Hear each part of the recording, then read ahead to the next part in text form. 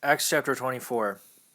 Trial before Felix. 5 days later, the high priest Ananias came down with some elders and an advocate, a certain Tertullus,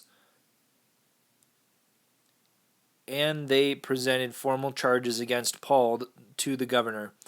When he was called, Tertullus began to accuse him, saying, "Since we have attained much peace through you, and reforms have been accomplished in this nation through your provident care, we acknowledge this in every way and everywhere, most excellent Felix, with all gratitude. But in order not to detain you further, I ask you to give us a brief hearing with your customary graciousness. We found this man to be a pest. He creates dissension among Jews all over the world and is a ringleader of the sect of the Nazareans. He even tried to desecrate our temple, but we arrested him. If you examine him, you will be able to learn from him for yourself about everything of which we are accusing him." The Jews also joined in the attack and asserted that these things were so. Then the governor motioned to him to speak to Paul and Paul replied, "I know that you have been a judge over this nation for many years, and so I am pleased to make my defense before you. As you can verify, not more than 12 days have passed since I went up to Jerusalem to worship.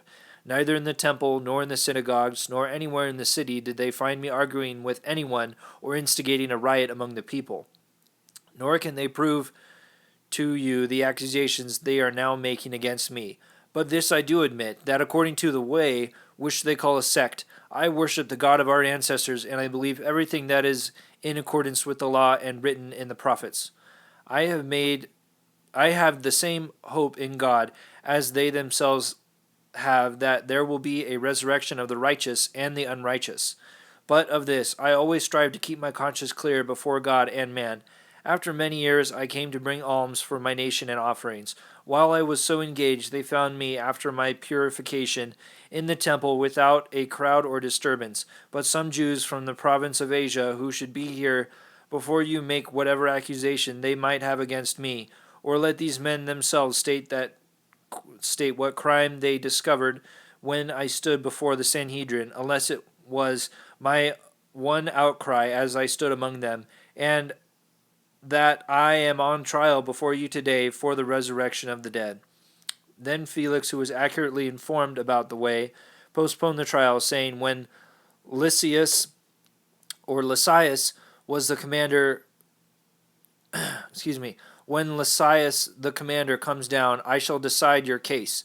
He gave orders to the centurion that he should be kept in custody, but have some liberty, that he should not prevent any of his friends from caring for his needs.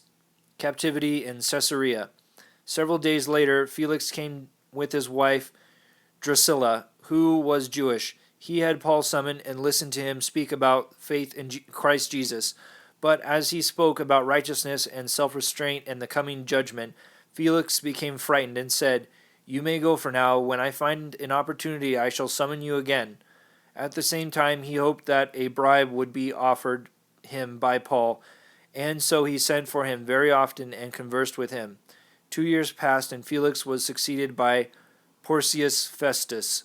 Wishing to ingratiate himself with the Jews, Felix left Paul in prison.